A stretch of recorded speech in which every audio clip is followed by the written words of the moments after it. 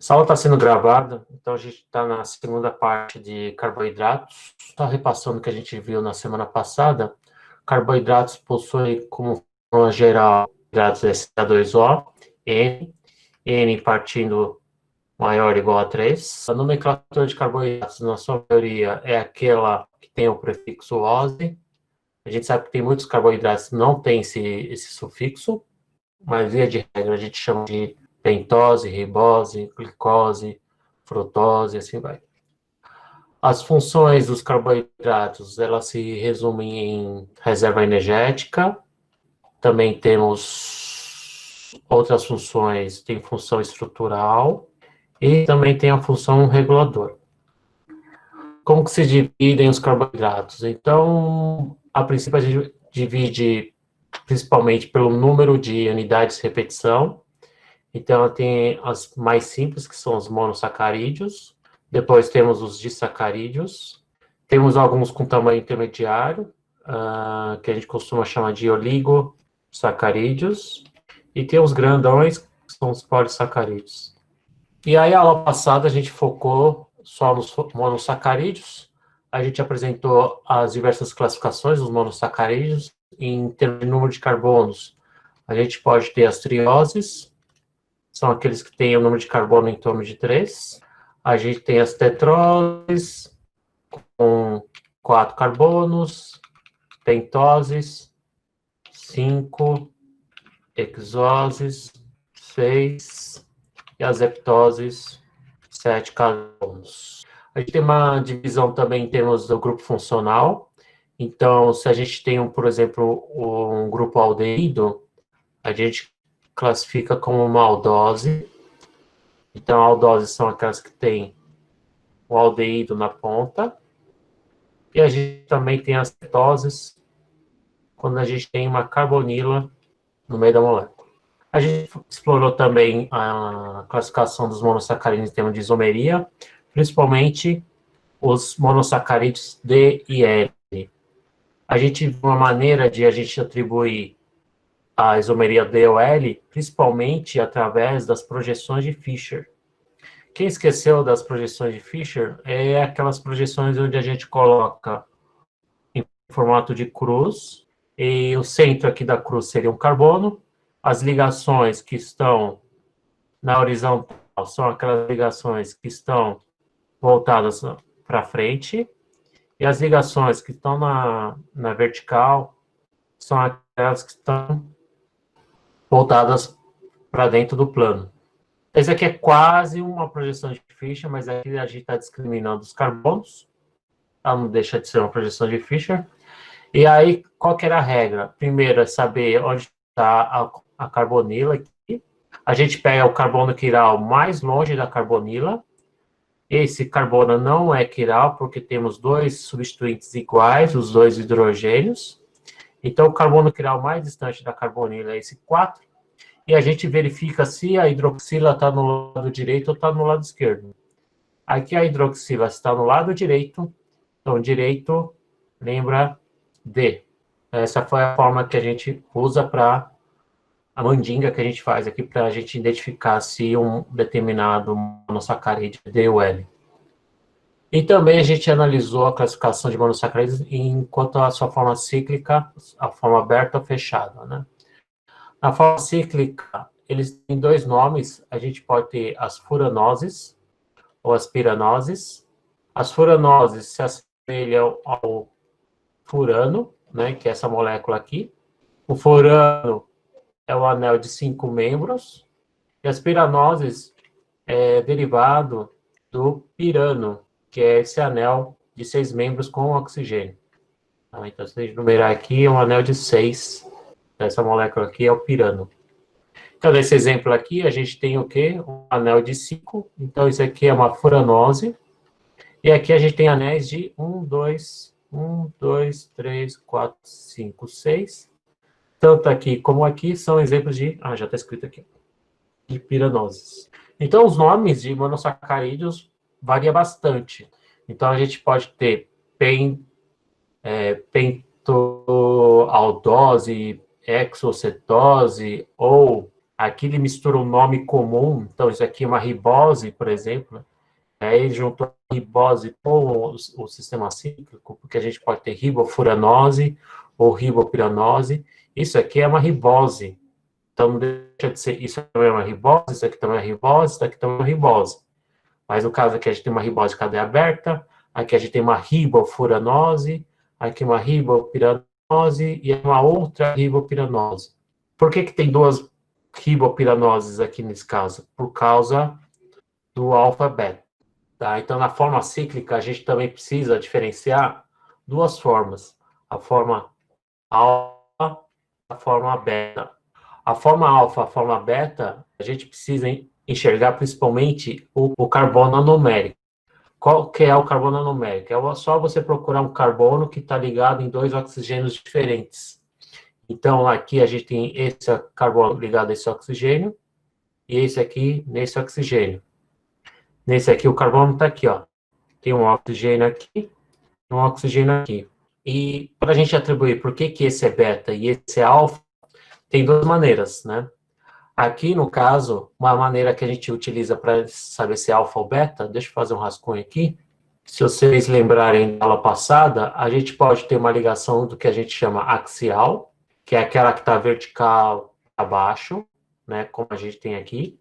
E a gente pode ter também anéis de 6 membros, onde o substituinte está disposto de uma forma que a gente chama equatorial. Então, quando ele estiver na forma axial, é só lembrar desse A aqui, A de alfa, e aqui ele está em equatorial. Se ele está em equatorial, ele vai ser o beta. Outra forma de a gente saber se é alfa ou beta é você lembrar da regrinha do CH2OH, tá? A gente procura o CH2OH, ele está aqui, ele está para cima, e o OH aqui, ó, ele está apontando para baixo. Então, eles estão em direções opostas. Direções opostas, alfa. Se o CH2OH, quando houver, né, principalmente para isômeros D também, e o OH estão apontando no mesmo lado, né, um está para cá e outro está para cá, os dois apontando para cima, se refere a um beta. Então, essa ciclização, esse fechamento de anel é um equilíbrio.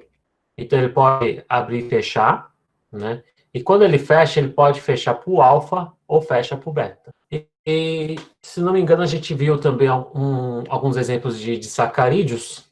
Aqui a gente tem uma molécula de galactose, um monossacarídeo de galactose, se ligando a uma glicose.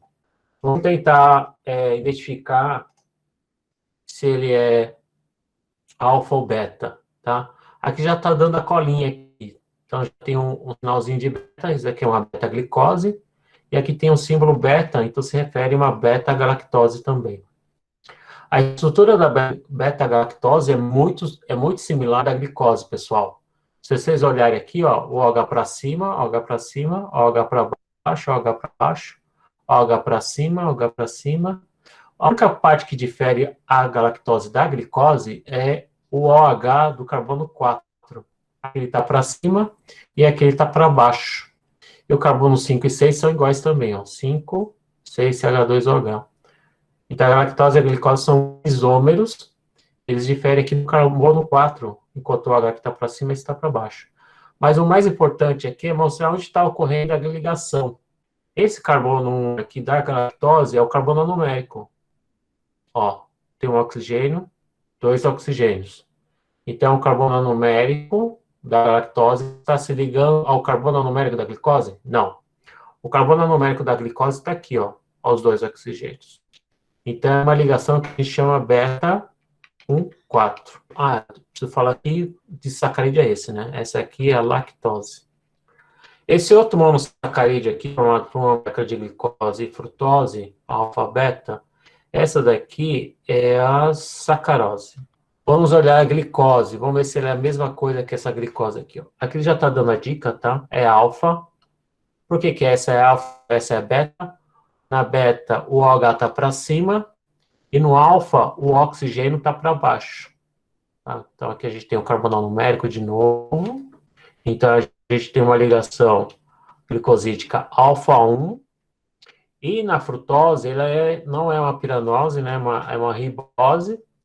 Aí tem um esquema diferente para a gente classificar, tá? Mas aqui ele está se ligando a um outro carbono anumérico. Olha só que interessante. Então, pode ter disacarídeos entre dois carbonos anoméricos. Então, essa ligação glicosídica está ligando dois carbonos anoméricos. Ou a gente pode ter carbono anomérico ligado a um outro carbono que não necessariamente é anomérico. Então, aqui é uma ligação alfa-1, beta-2. Esses números 1, 2, 3, 4, 5, 6 se referem ao número do carbono. Então, por convenção, a gente começa com, principalmente em piranosídeos, a gente começa com o carbono numérico, 2, 3, 4, 5, 6. Esse último aqui, vamos tentar fazer um exercício e ver se a gente consegue atribuir esses dois monossacarídeos aqui. Se a gente olhar essa estrutura aqui, a gente tem um OH para baixo, ó, o carbono numérico aqui, ó.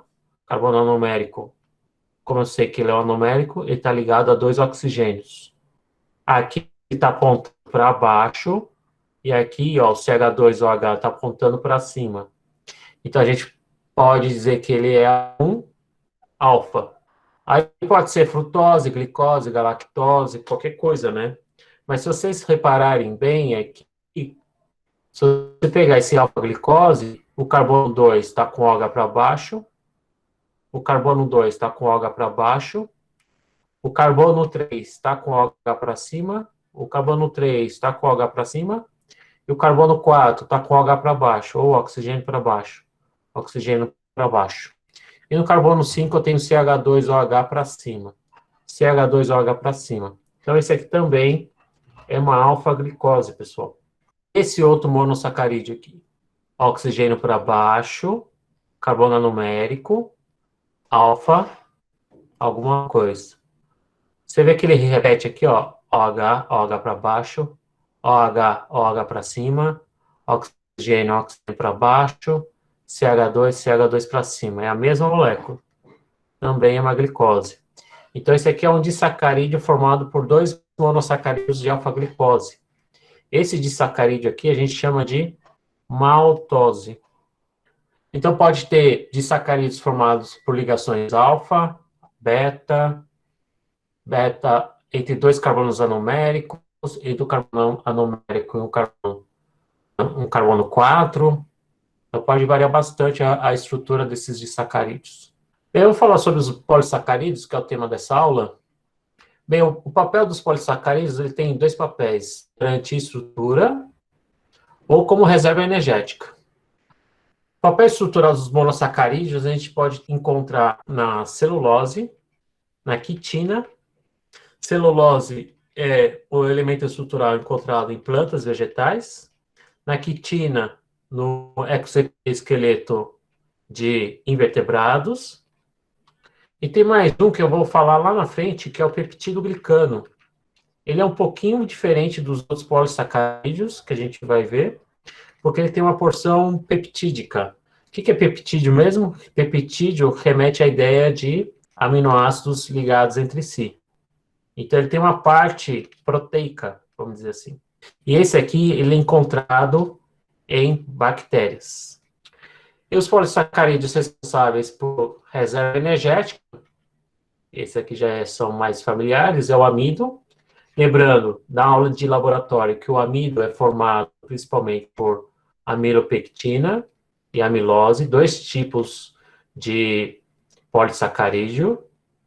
Existe outro usado como reserva, que é o glicogênio.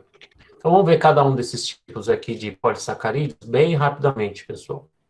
Vamos começar pelo amido. Vamos analisar as ligações que unem as estruturas do amido. Então, o amido é um polissacarídeo, então a gente está observando aqui várias cadeias, vários anéis de 6 aqui nessa ilustração, simbolizando as piranoses ligadas entre si, e aqui formando a estrutura secundária do tipo hélice, né? Essa estrutura em hélice é muito importante para explicar o efeito do I3-, né, onde ele entra aqui dentro e faz colorir o amido. Essas ligações que unem aqui as cadeias, os dois monossacarídeos, que monossacarídeos são, primeiro, né? São unidades de glicose. E como que eles estão ligados entre si? Aqui ele já está mostrando que é uma ligação alfa-1,4. O que é alfa-1,4? No carbono 1 é onde é o carbono anomérico, está aqui, e esse oxigênio está apontando para baixo, na direção oposta do CH2, então aqui é um alfa. Ele está se ligando a um carbono do açúcar vizinho na posição 4, no quarto carbono do monossacarídeo. E aqui continua.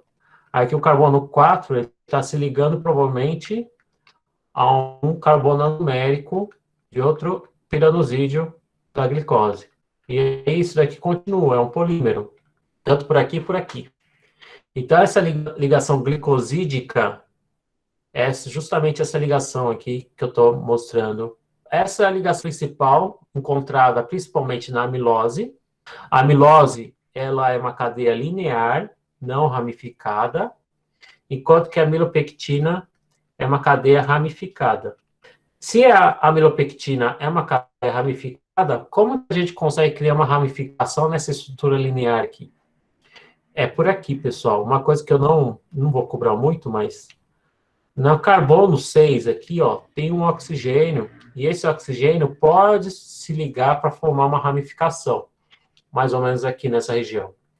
Então, a gente tem aqui a cadeia linear, cadeia das ligações 1, 4, e em algum momento na amilopectina, principalmente aqui no carbono 6, esse oxigênio pode se ligar de uma maneira parecida que a gente viu aqui na ligação glicosídica.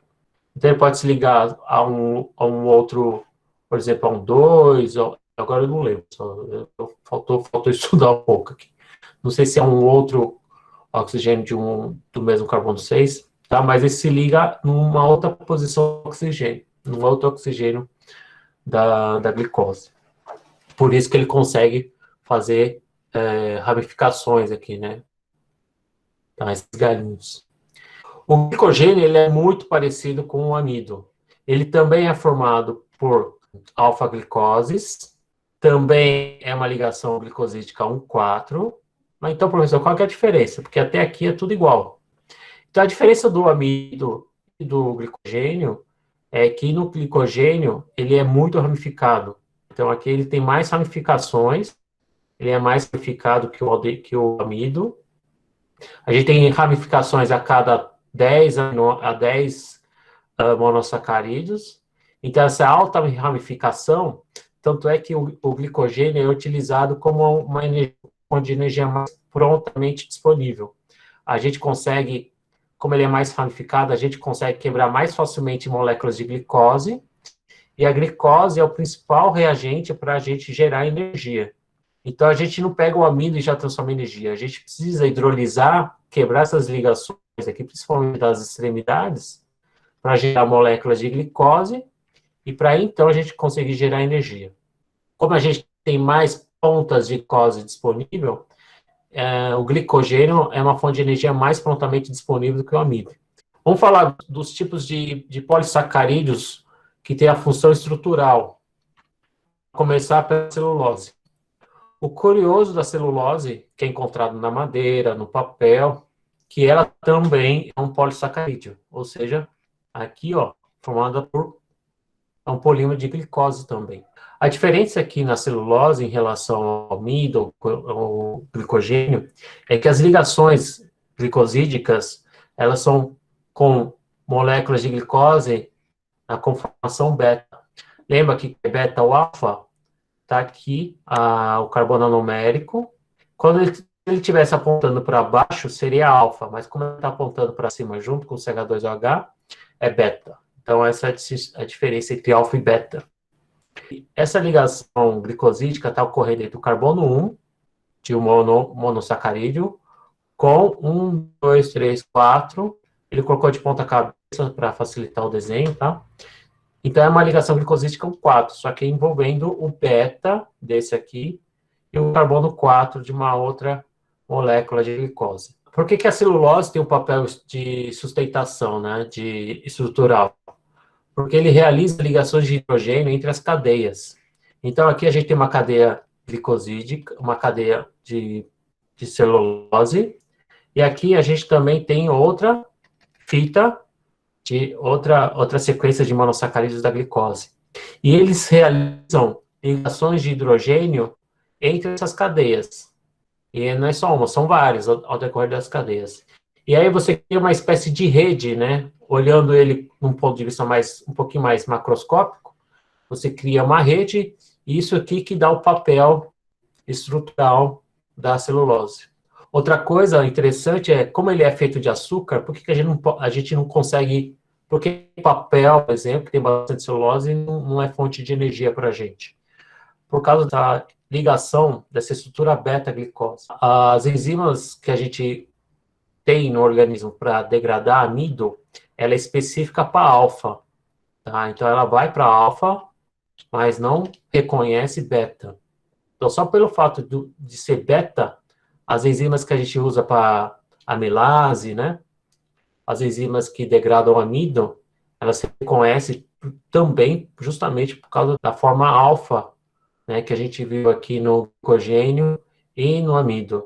É uma outra curiosidade. A quitina está presente, ele tem uma função estrutural e está presente no exoesqueleto de insetos, de invertebrados, daquela casquinha da barata, a casquinha do besouro. É formado por um açúcar polissacarídeo, que é a quitina. Aqui ele é bem diferente, a estrutura da quitina é diferente, porque agora a gente tem um monossacarídeos que contém um grupo funcional bem diferente aqui em um dos carbonos. Então, a gente tem um grupo aqui nitrogênio ligado a um carbono nitrogênio. Então, isso aqui é uma amina, é uma função orgânica chamada amina. Então, a gente chama isso aqui é um glicosídeo, né? Ou um derivado de glicose. A gente já chama de glicosamina. Então, por isso que o glicosamina vem do glico, da porção da glicose, e amina pelo fato de ter um dos carbonos ligado a nitrogênio. Glicosamina, glicosamina, glicosamina, glicosamina, e assim vai. E aqui o nome mais formal aqui desse monossacarídeo é N-acetil. N-acetil por quê? Que no nitrogênio, a gente tem um grupo acetil. E o grupo acetil é esse grupo aqui, ó, CH3COO. Aqui a gente tem ligações glicosídicas, aqui é beta 1, carbono 4. Essa quitina, da mesma maneira com a celulose, as fitas de quitina, elas interagem por ligações de hidrogênio, então estão representadas aqui, essas tracejadas em amarelo, preto e amarelo. Essas barrinhas em verde estão mostrando as interações que ocorrem aqui entre os grupos N-acetil. Mas são interações quase que hidrofóbicas, vamos dizer assim, né? São interações fracas.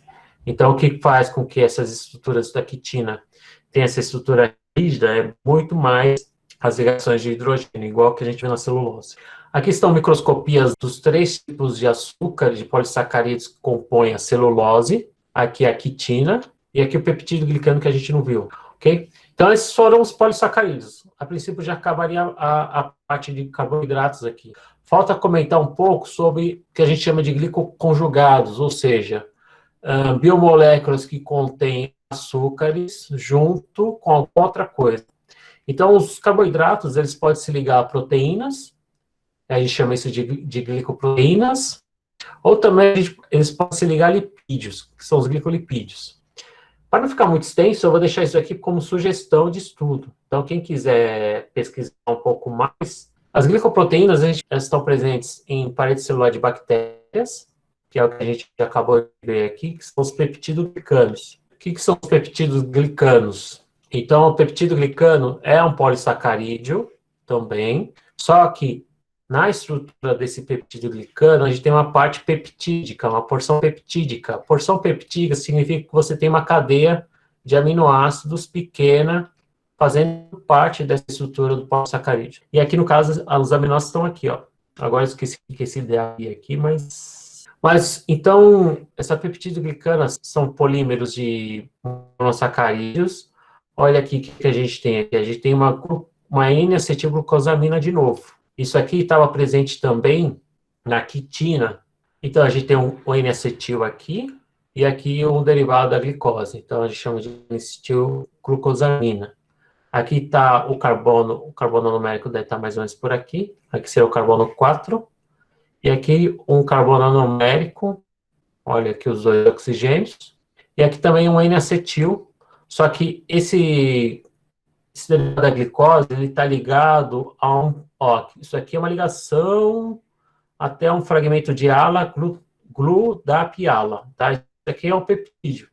Então, a gente tem uma cadeia que se repete, essa é a unidade de repetição da peptidoglicana, a gente tem N-acetilglucosamina, um parente da N-acetilglucosamina, só que eu tenho uma parte peptídica aqui.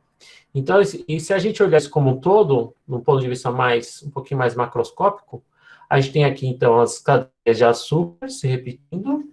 Aqui a gente tem o grupo N-acetil aqui também, tá?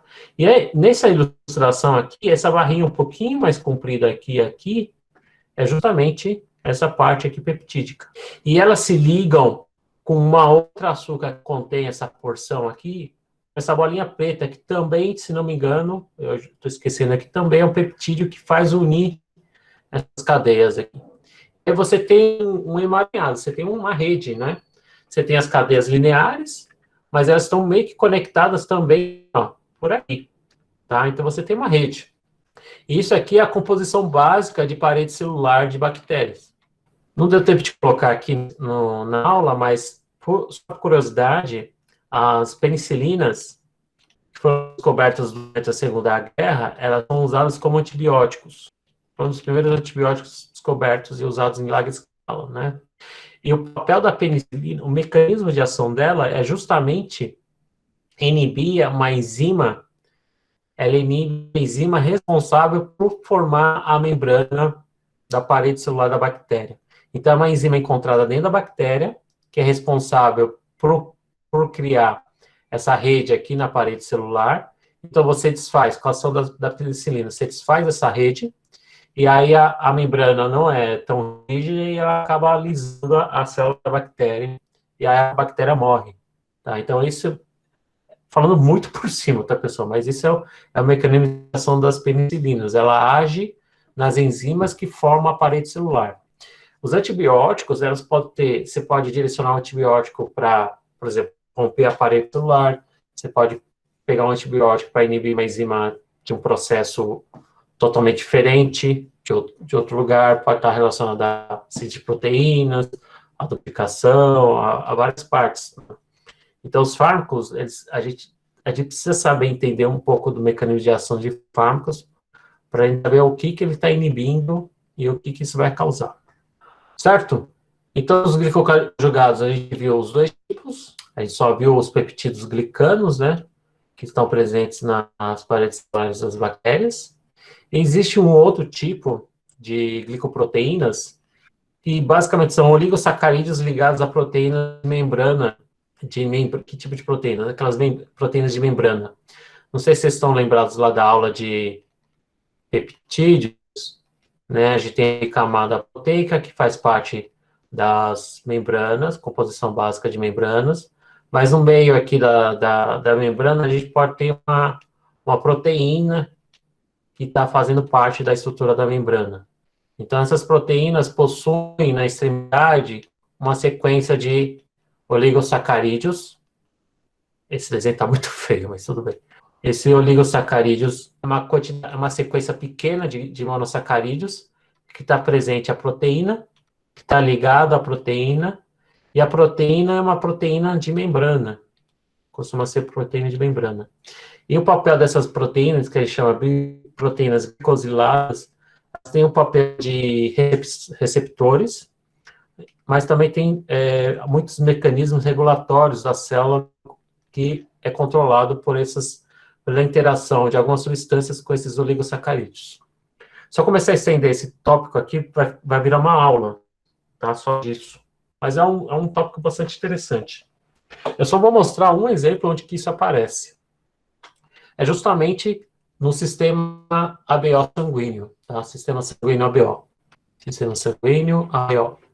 Tá? Como funciona o sistema sanguíneo ABO? Quem tem sangue tipo A, significa que nas células do sangue, você tem na membrana, por exemplo, vamos supor na membrana da célula, a gente tem as proteínas da membrana, e na proteína da membrana, a gente tem os antígenos, né, que é uma sequência de açúcar. Então, se você tem o B, você tem um antígeno, vamos chamar aqui de antígeno roxo, antígeno azul. Então, esse açúcar que estou colocando aqui, circulando, ele é diferente desse. Tem algumas porções aqui que também não são iguais, mas no tipo O, o sangue tipo O, a gente não tem esse açúcar aqui da ponta, vamos supor.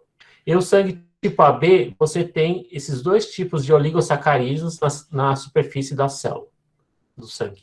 Enquanto que no O, a gente tem também um tipo de açúcar, mas a gente não tem uma parte aqui do açúcar que ajuda a ser reconhecido, caracterizado se é do tipo A, B ou AB.